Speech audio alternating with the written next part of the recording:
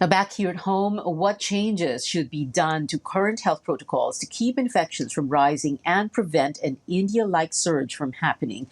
We go above and beyond the headlines with infectious disease expert Dr. Ong-Lim. Dr. Lim, good evening, and thank you so much for joining us on Newsnight. So, what we will try to, ma'am, can you hear me well?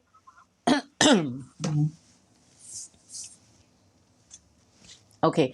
Well, ma'am, Dr. Lim, let's begin with this. Now, what we're going to try to do is to talk about how we can prevent a situation. Kasi ang ayaw natin kasi mangyari yung darating dun sa punto na magkukulangan ng hospital beds, ICU, COVID ICU, ventilators, oxygen tanks, no, similar to what India is going on. So ngayon pa lang, parang preventive, and I guess this is what I'm sure this is what doctors really want.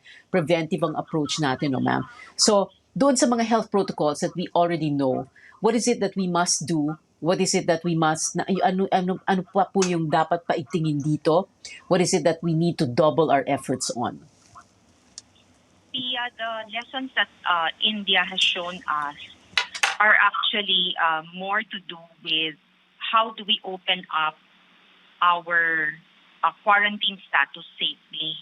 Sa kanila kasi ang nangyari, dahil nakita nila na bumaba na yung mga kaso nila, pumayag sila sa mga malalakihang gatherings, so their mass gatherings. They had really big sports events, and nagkaroon din sila ng mga political rallies and other freedoms of movement that were allowed. Well, I'm sure they prepared, no, pero baka mas maganda kung pinaigting pa nila ang paghahanda nila. So I guess the lesson for us to learn is wag tayo maging kampante, and we should continue to be watchful when we make decisions about how do we open up after the quarantine is lifted. Oo. Lim, as of now, bawal pa rin naman po yung mass gatherings. Very strict naman po ang gobyerno, even sa mga LGUs. And even if, so right now, nasa quarantine classification, kahit na i-relax pa po yan, bawal pa rin naman po yung mass gatherings eh. And we don't see that happening here, no? We don't have any big political event, rallies, we don't have big sporting events, or even the religious events that are happening. So, what you're saying is that wag lang tayo pumunta doon sa punto na papayag na tayo sa mass gatherings, which is, I guess, highly unlikely at this point. Well, I think it's still something that we need to remind our decision makers about, no? Kasi alam mo, pag binabasa natin yung mga nangyari dun sa kanila sa India, parang hindi the same situation. Siguro mas marami lang kasi ang tao sa kanila, kaya mas mabilis kumalat. Nagkaroon sila ng surge nung September, tayo nung August. Meron silang surge ngayon, naunahan lang natin sila ng ilang linggo. Nga lang siguro, mas densely populated, tapos nagkaroon nga sila ng mass gatherings, kaya nagkaroon ng ganong klaseng pagkalat. So tayo, liban na lang dito sa reminders natin about making sure that we follow minimum public health standards. That's one thing we need to learn, no? How to ease up the quarantine restrictions in a safer manner. Also, reminding people to be vigilant about MPHS. Apat dapat. Mm. And Doctor, kanina sabi nga ni Dr. Jean Solante, the very important, how very important ventilation, what he calls engineering controls of enclosed spaces. That's right, no? There's increasing recognition that transmission can happen both through the droplet and the airborne route. And again, no, I keep repeating apat dapat anytime I'm interviewed, and it's really very critical. I think it was something that we all recognized very early on, and siguro with this new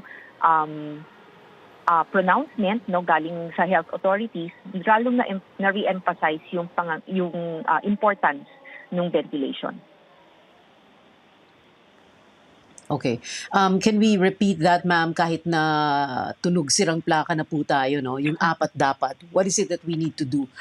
People always need reminding, and I don't mind being reminded myself, even if it's, at the back of my head all the time.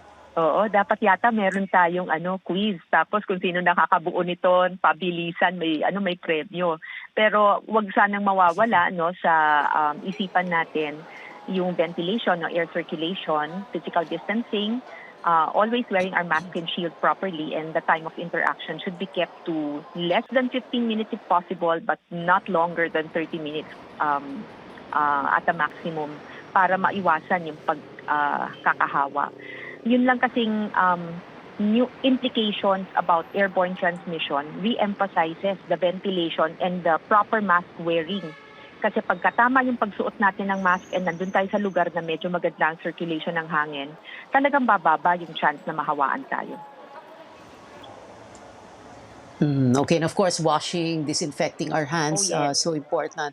And it's interesting that, and I remember saying this at the beginning of the pandemic, that these are things that we were taught when we were kids, to stay healthy. So it's really just a matter of relearning and really imbibing all of this. Dr. Anna, I also wanted to ask you if at this point, kailangan bang mag-double masking or hindi naman, basta't isuot ng tama ang mask at maayos ang kukunin at gagamitin na mask.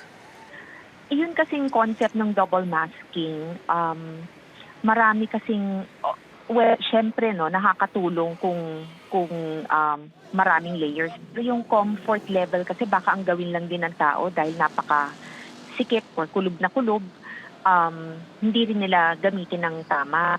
So rather than emphasizing double masking, what we want for people to keep in mind first is choose a properly fitting mask, yung maganda talaga ang seal, tapos parating ginagamit ng tama. Hindi katulad nung nakikita natin minsan sa labas na nakalabas yung ilong o nasa noo, nasa baba yung mask, it won't serve its purpose.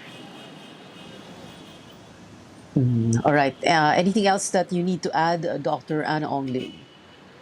Well, I would also like to remind people that we need to be very vigilant in terms of symptom reporting. So kung sakasakaling may nararamdaman tayo, wag nang patagalin na tayo magpatingin para ma-identify kung COVID positive tayo o hindi. Pag pinatatagal kasi natin, tumataas ang chance na maikalat natin sa iba yung sakit. And when that happens, maraming nadadamay, no? Kapamilya, katrabaho, mga kasama natin sa community. And we don't want that to happen para hindi nangakalat ng kalat ang sakit. Dr. Anna Ong-Lim, infectious disease expert. Ma'am, thank you very much for joining us on Newsnight.